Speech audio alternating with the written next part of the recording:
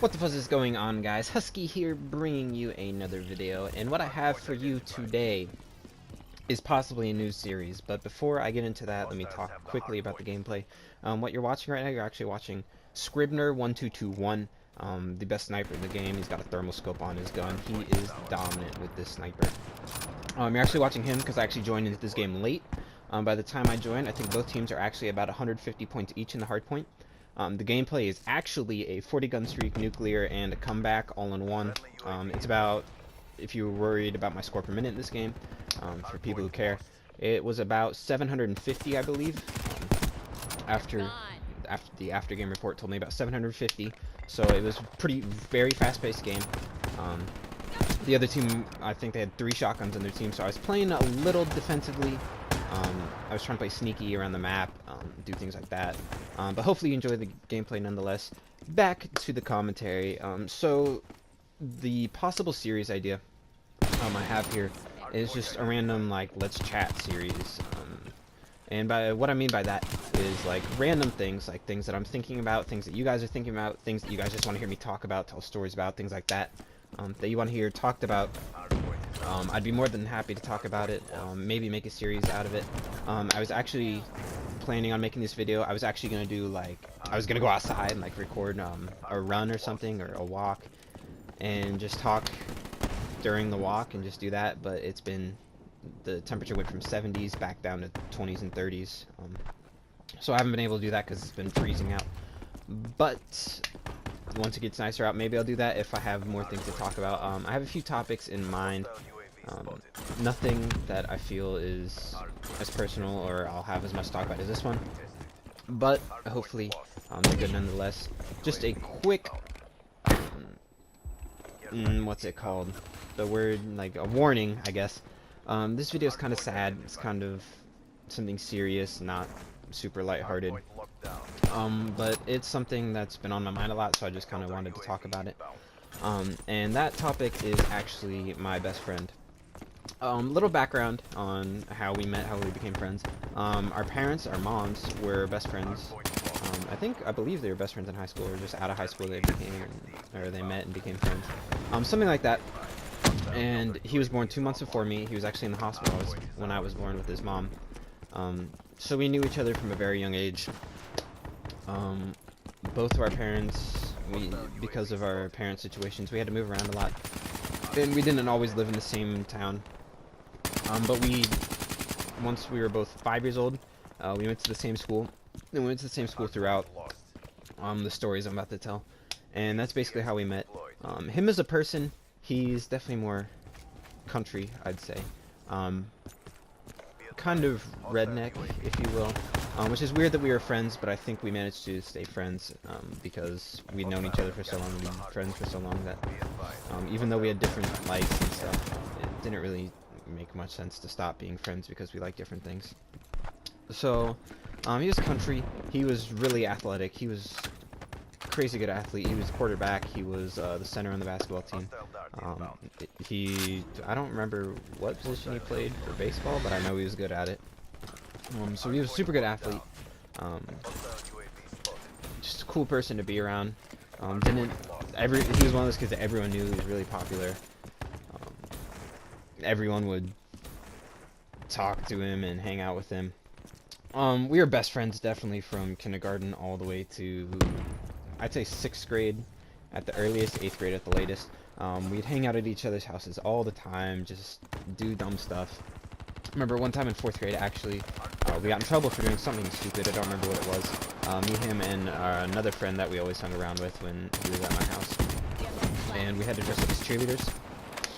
Don't know why our parents made us dress up as cheerleaders, but there are pictures of me and my 2 friends dressed up as cheerleaders in case anyone was curious.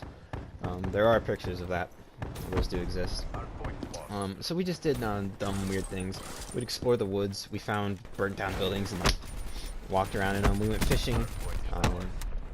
Just dumb kid stuff most of the time.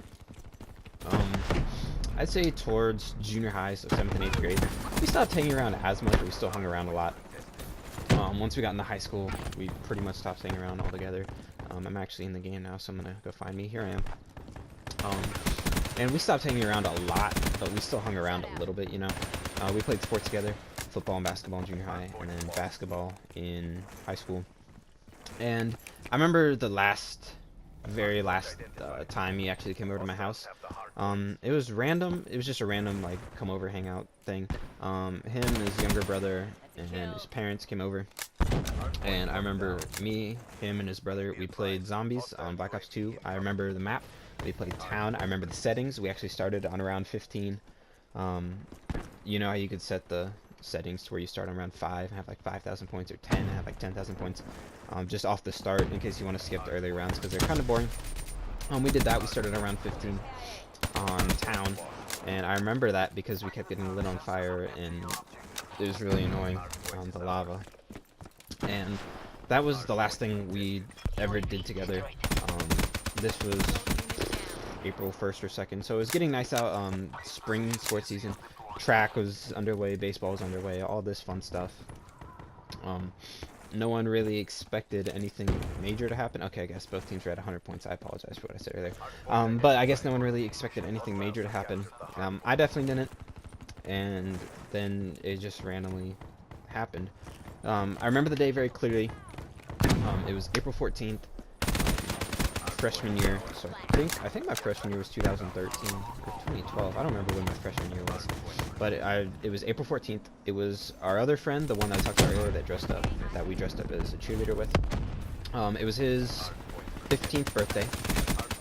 And I was at my dad's. I was getting up. I was getting ready to go to his birthday. You know, hang out, have a party at his house, do all the birthday stuff that all these cool kids do. And for some reason, for the first time in 2 years, something in my brain told me, get on Facebook. Go look at your Facebook. I haven't mentioned his name before. His name was Tyler, or TJ, or T, or basically whatever you wanted to call him. And I remember getting on Facebook and looking at, I think it's called a wall on Facebook, your wall. And I was looking at the wall, and for some reason, the first time in 2 years, I decided to look at it. And all I see all over the wall are just Rip T, Rip TJ, Rip Tyler, R.I.P.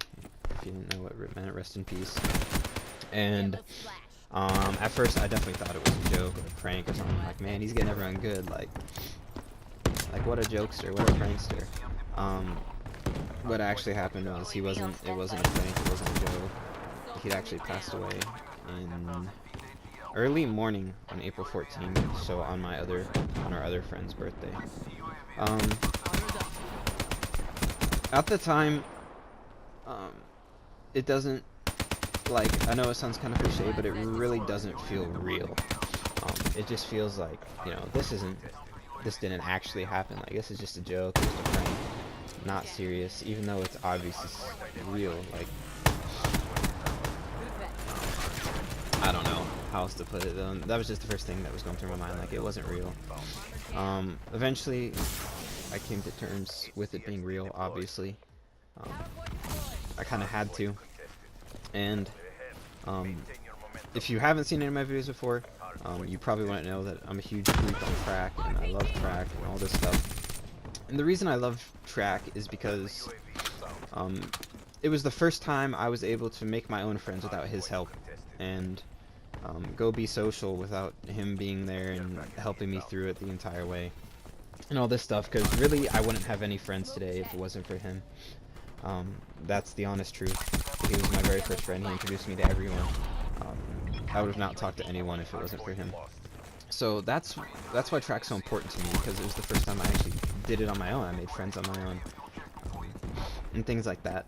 And why I mention track is the day that he passed away, I actually set the goal that I was going to go to state in track. And I did this for a few reasons, but the main reason is because, like I said before, he was a really gifted athlete. He should have gone to state a lot, basketball, baseball, football, and I felt like since I was on his team and we didn't go, and he definitely had the potential to go, that somehow it was my fault that he didn't get to go to state or experience state. And I know he wanted to compete at the highest level he possibly could, and I felt like somehow it was kind of my fault Quickly, here comes the nuclear. In case anyone is curious, this is the 30th gun kill right here. And I felt like in a way it was my fault that he didn't get to experience that, and I wanted to experience it for the both of us, if that makes any sense. So I set that goal. My plan was sophomore and junior year, just train a lot, train. Then senior year, hit it hard, go to state. I actually lost my junior year of track. I got really sick and wasn't able to compete, so that was a huge blow. It kind of sucked. If you didn't know, I actually ended up choking state my senior year by the smallest margin you possibly can, by about 0.2 seconds. I actually choked state in track and wasn't able to go, and that was just really disappointing. At the time, I felt like I let him down again, and I let myself down. But where I'm at now, I'm definitely over the whole choke. I'm not over it, but I feel way better about the choking state thing. You know, it doesn't make me as mad as it did right when it happened, and a few days following, and stuff like that. I'm looking more forward to transferring colleges and getting back to the track, making the comeback. I'll definitely be better than ever once I make the comeback. Just a random thought, but at the time it felt like I had let him down, and it felt like the worst thing in the world. But you know, it really wasn't, I guess. But that's just a quick talk about my best friend. Hopefully you guys did enjoy the video. Hopefully it wasn't too sad or too depressing or anything. If you did enjoy the video, feel free to leave a like and a comment about what I should talk about next. If you really enjoyed the video, feel free to subscribe. I will talk to you guys next time. Thank you so much for watching.